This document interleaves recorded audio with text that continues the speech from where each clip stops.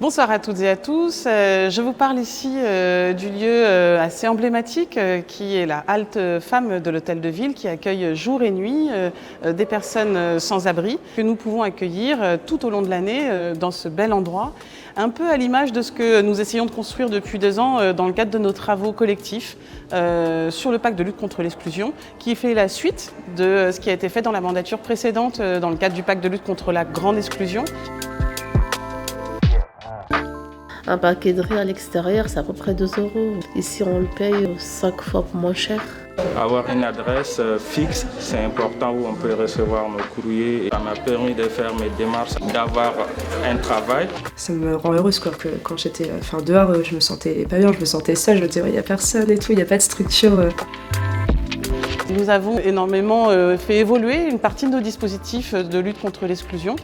C'est à la fois effectivement des haltes de jour, des haltes de nuit, pour des publics spécifiques, ça peut être pour des femmes, pour des personnes seules, pour des jeunes. La construction de lieux nouveaux pour accueillir des dispositifs d'aide alimentaire dont les besoins ont beaucoup émergé dans le cadre de la crise sanitaire. En tout cas d'essayer de composer avec l'existant, de mutualiser des dispositifs et puis de faire émerger des choses nouvelles auxquelles on n'aurait pas pensé. J'ai reçu en fait un email m'indiquant qu'il y avait un besoin urgent d'aide. Je suis venue immédiatement. J'ai faim, j'ai rien mangé depuis la journée. Moi, je suis très content ici.